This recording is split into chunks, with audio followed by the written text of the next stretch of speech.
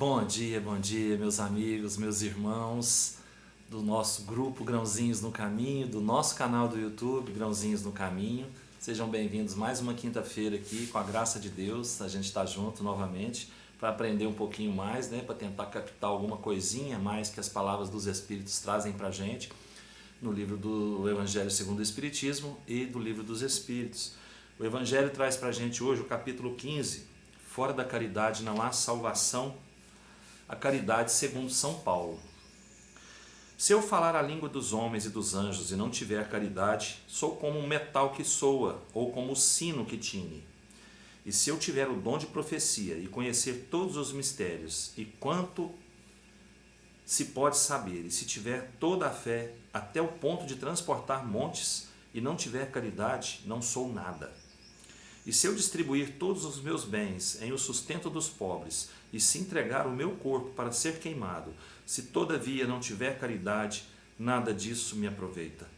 A caridade é paciente, é benigna, a caridade não é invejosa, não obra temerária, nem precipitadamente, não se ensoberbece, não é ambiciosa, não busca os seus próprios interesses, não se irrita, não suspeita mal, não folga com a injustiça, mas folga com a verdade. Tudo tolera, tudo crê, tudo espera, tudo sofre. A caridade nunca, jamais há de acabar, ou deixem de ter lugar as profecias, ou cessem as línguas, ou seja, abolida a ciência. Agora, pois, permanecem a fé, a esperança e a caridade, essas três virtudes, porém a maior delas é a caridade.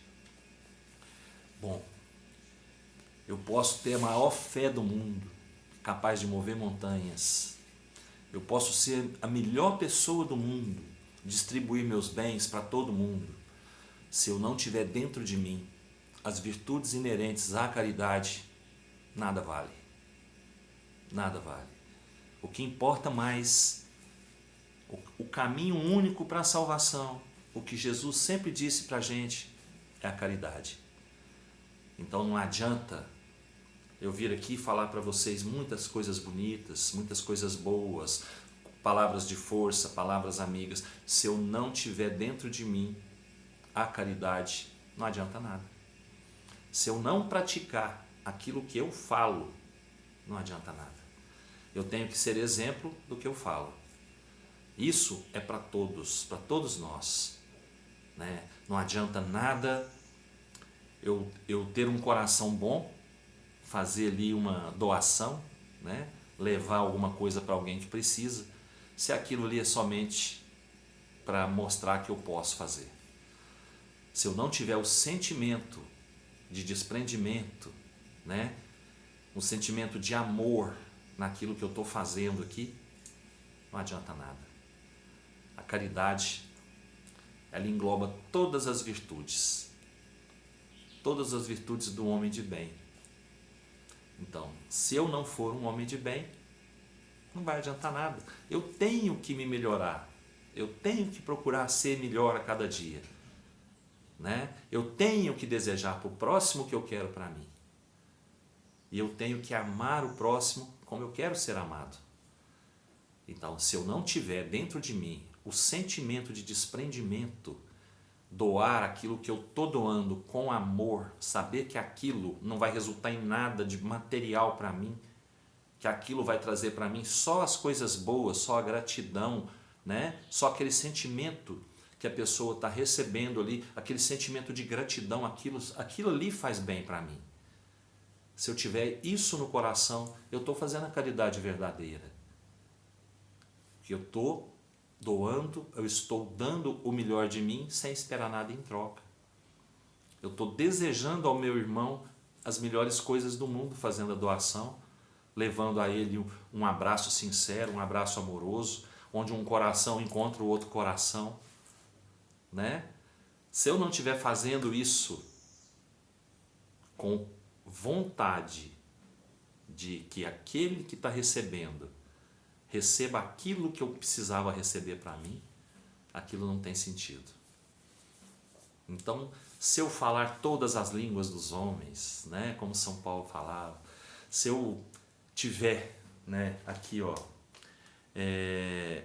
se eu não tiver a caridade, não adianta nada. Não adianta nada. Eu posso ser a melhor pessoa do mundo, o homem mais inteligente da terra, o homem mais poderoso da terra. Se eu não tiver caridade dentro de mim, tudo que eu tenho não vale nada. Então vamos pensar um pouquinho nisso. Nós temos muito pouco, mas o que nós temos nos é suficiente. E se nós pudermos doar um pouquinho daquilo que nós temos de melhor da gente, não digo material, eu digo também o moral, o espiritual, se a gente puder passar um sentimento bom para alguém, já é algo bom que a gente está fazendo. Desde que isso seja sincero, a gente está praticando a caridade. Tá bom? Livro dos Espíritos, hoje nós vamos continuar na questão 257 do capítulo 6. Nós fizemos uma leitura pequena ontem, vamos fazer outra hoje, porque a questão é grande. Eis porque o Espírito não diz que sofre mais da cabeça do que dos pés. É preciso, de resto, não confundir as sensações do perispírito, que se tornou independente, com as do corpo. Não podemos tomar estas últimas como análogas, mas apenas como termo de comparação. Liberto do corpo, o espírito pode sofrer, mas esse sofrimento não é corporal.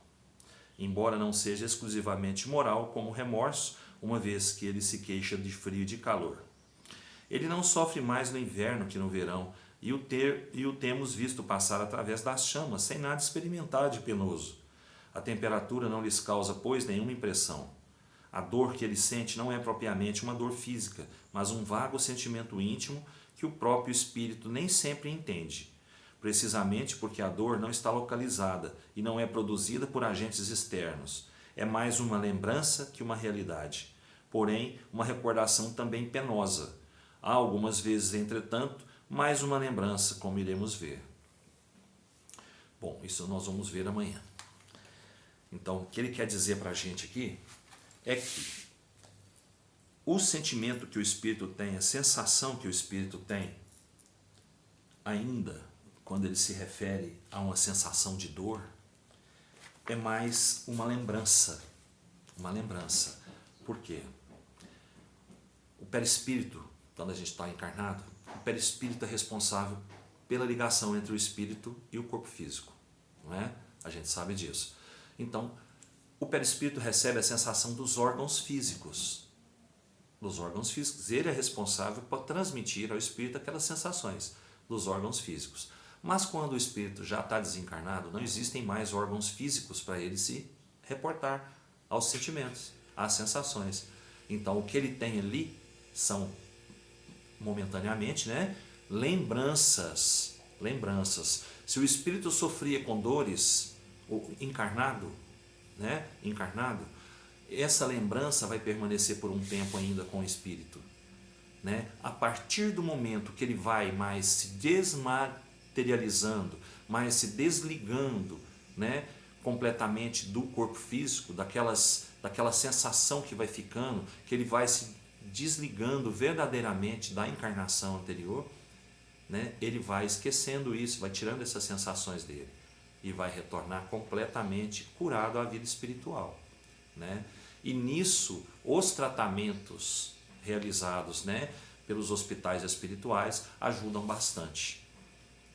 São eficazes nesse sentido, de tirar essa sensação que o espírito tem de ainda ter dor, de ainda ter sentimentos que o prendem ao corpo físico.